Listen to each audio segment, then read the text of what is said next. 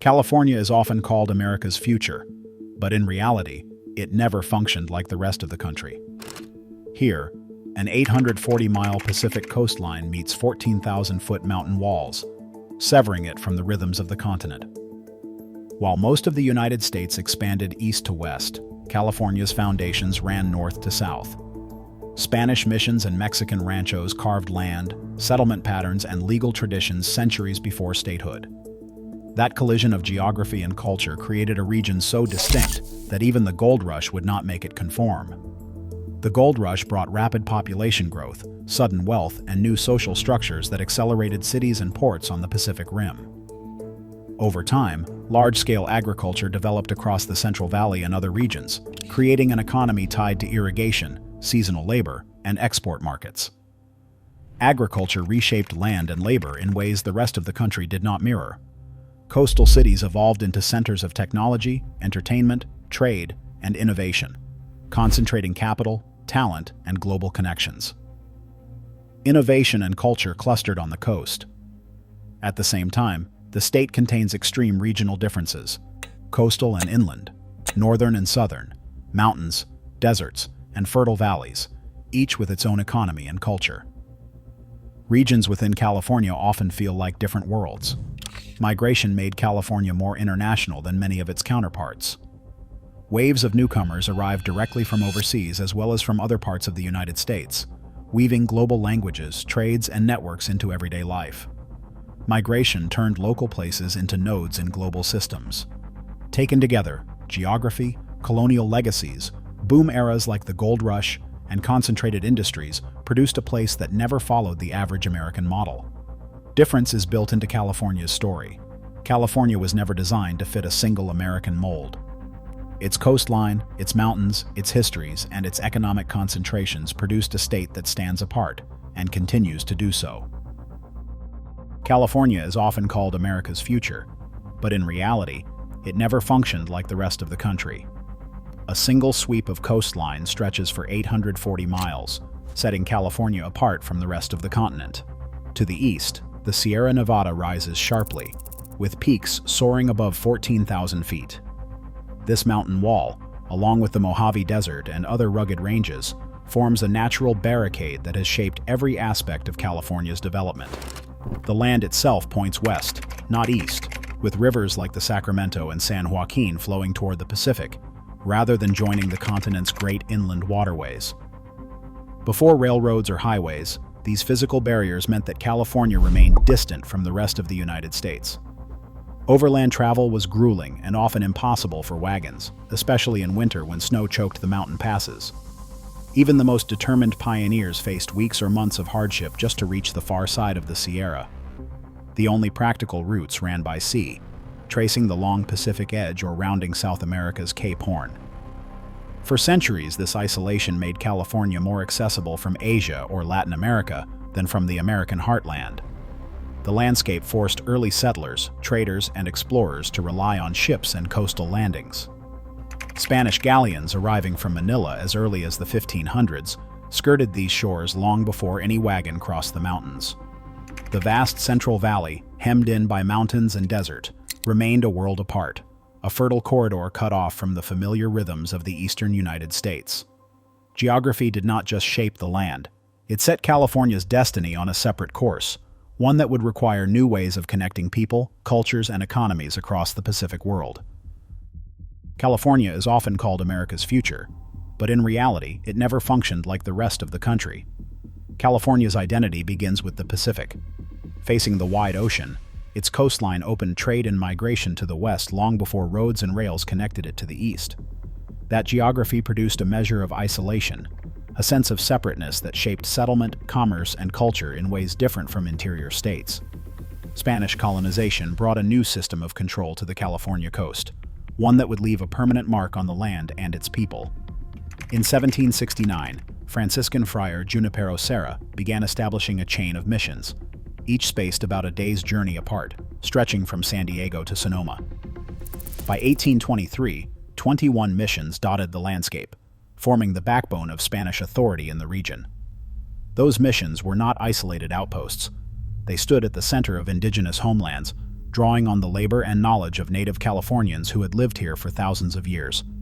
The idea of an empty frontier vanishes under closer scrutiny.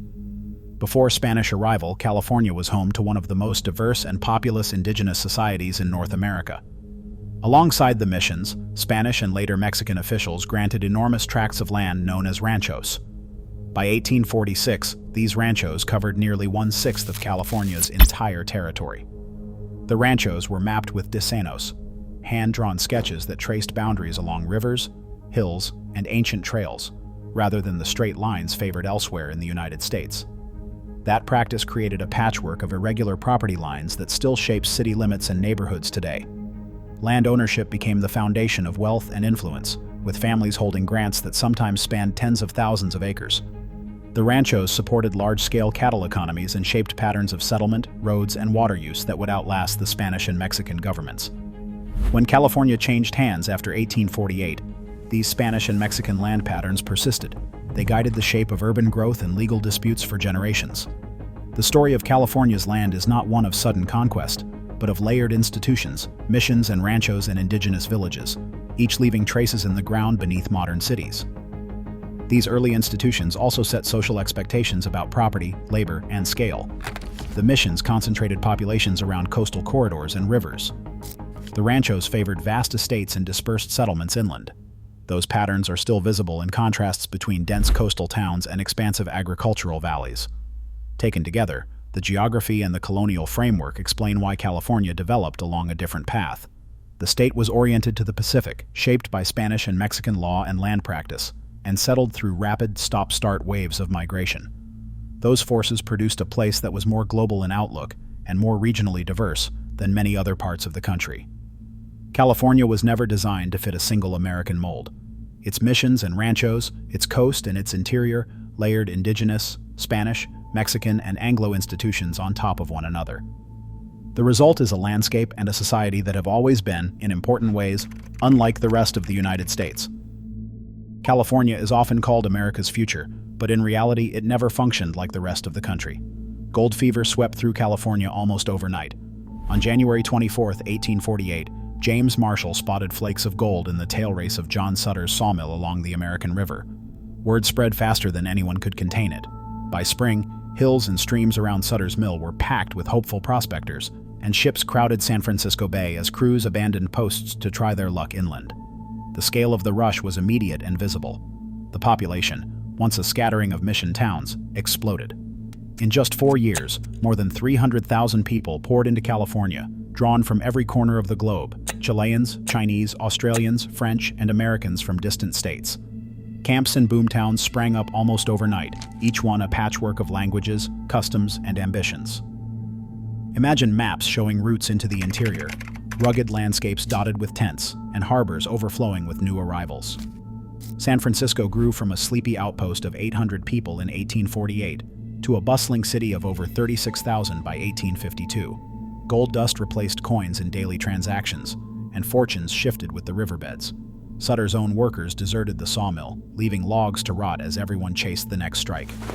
The city scenes and river channels tell a story of sudden transformation and improvisation. The sudden surge demanded order. In 1849, delegates gathered in Monterey to draft a state constitution. Less than 2 years after Marshall's discovery, California skipped the usual territorial phase and entered the Union as the 31st state on September 9, 1850. That rapid path from discovery to statehood is a key reason California developed on a different timetable, with institutions and infrastructure shaped by urgency. The gold rush did more than fill pockets. It redefined society, mixing backgrounds and beliefs in ways rarely seen elsewhere in the United States. New towns needed law and supply systems almost as soon as they appeared. Water, roads, and ports became immediate priorities.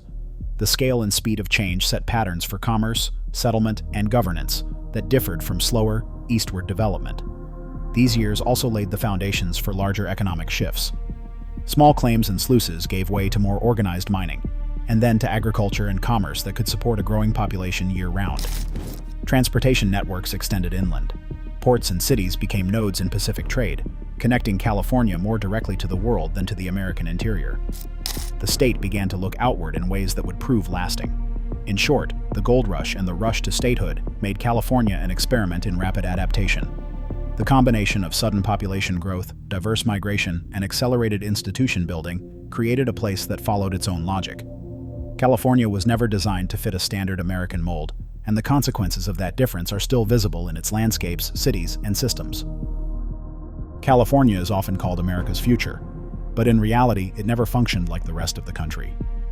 Steel rails cut through the Sierra Nevada for the first time in 1869 at Promontory Summit, binding California to the rest of the United States. The Central Pacific Railroad, driven by the vision and determination of Leland Stanford, Collis Huntington, Charles Crocker, and Mark Hopkins, overcame terrain that had isolated California for centuries. Their project was built on the backs of more than 12,000 Chinese laborers who blasted tunnels through granite and laid track across snowbound passes. That work pierced the state's isolated geography and opened a new era of movement. The railroad's completion meant goods, people, and ideas could now travel between California and the East in days, not months. At the same time, the line tied California's economy to distant markets, reinforcing San Francisco as a Pacific gateway and accelerating the growth of inland cities linked by rail. Rail connections reoriented commerce, population, and the very geography of opportunity. As cities swelled, another engineering challenge loomed: water. In 1913, William Mulholland oversaw the opening of the Los Angeles Aqueduct, a 233-mile lifeline that diverted the Owens River south to Los Angeles. This project delivered 400 million gallons of water per day, transforming a semi-arid basin into a metropolis and fueling the rapid expansion of the San Fernando Valley. Water moved into places that had previously been marginal for large-scale urban life. The Central Valley Project in the 1930s and the State Water Project in the 1960s followed, carving networks of canals and reservoirs that moved water across great distances. Those systems turned dry plains into one of the world's most productive agriculture regions, enabling farms of scale that supplied markets across the nation and beyond. Railroads and aqueducts did more than connect California, they redefined it. These megaprojects made possible the clustering of farms, factories, and cities on a scale unmatched elsewhere in America, setting the foundation for the state's unique blend of industry, innovation, and global reach. The shape of settlement and the lines of infrastructure were not accidental, they were built. Over time, those investments in transport and water shaped patterns of settlement, economy, and power that were distinct from the average American state. California grew fast, oriented to the Pacific, and organized around vast engineered systems. It was never designed to fit into a standard American mold. California is often called America's future, but in reality, it never functioned like the rest of the country. By the 1910s, Hollywood pioneers like Carl Laemmle and Jesse Lasky were building studios in Los Angeles, drawn by open land, reliable sunlight, and distance from East Coast patent controls. The film industry grew rapidly, and within a decade made Hollywood the world's movie capital, attracting performers, directors, and investors from around the globe. In the Central Valley, growers redirected water through new aqueducts to transform arid plains into productive fields. The valley came to produce nearly half of America's fruits, nuts, and vegetables, and agriculture became a defining economic force that shaped labor flows, transport lines, and regional settlement. After World War II, Stanford professor Frederick Terman encouraged engineering students to form electronics companies near campus. That encouragement helped lead to the founding of Fairchild Semiconductor in 1957, and it sparked a wave of startups that made Silicon Valley the heart of the global technology industry. These concentrated engines, film, agriculture, and technology, created a patchwork of specialized regions. Each cluster developed its own supply chains, institutions, and workforce, producing extreme contrasts between coastal and inland areas, and between northern and southern reaches of the state. Migration reinforced those patterns. People arrived from other states and from around the world, bringing skills, languages, and networks that made California more global than strictly national in its connections and outlook. Taken together, these forces explain how industry clusters shaped California's distinct identity. The state grew through concentrations of talent and resources, rather than through a single, average model. California was never designed to fit into a standard American mold. California is often called America's future, but in reality, it never functioned like the rest of the country. Coastal cities like San Francisco and Los Angeles pulse with global energy. The coastal corridors are dense with ports, airports, universities, and cultural institutions, while the Central Valley stretches out in quiet agricultural grids that feed much of the nation. Redwood forests tower in the north, Deserts sprawl to the south and east. The climate can swing from fog-bound mornings to triple-digit heat within a few hours' drive. These extremes are mirrored in the people who call California home. Since 1965, immigration from Asia and Latin America has surged, reshaping neighborhoods, schools, and local economies. Migration made parts of the state more connected to the Pacific and to global cities than to many American heartlands. The ports of Los Angeles and Long Beach now handle more cargo than any other in the country, tying California's economy directly to the Pacific Rim. Ports and logistics hubs create flows of goods, capital, and labor that cross oceans more than state lines. Each region, shaped by its own history and climate, is locked into a worldwide network that few other states can match. This is a mosaic of clusters and contrasts, and it makes clear that California was never designed to fit into a standard American mold. California's boundaries were drawn by geology and migration, not conformity. Today, 1 in 4 Californians is foreign-born, a higher share than any other state. Its story is not just exceptional, it is ongoing. As the world keeps shifting west, California remains a frontier that never settles. Thanks for watching.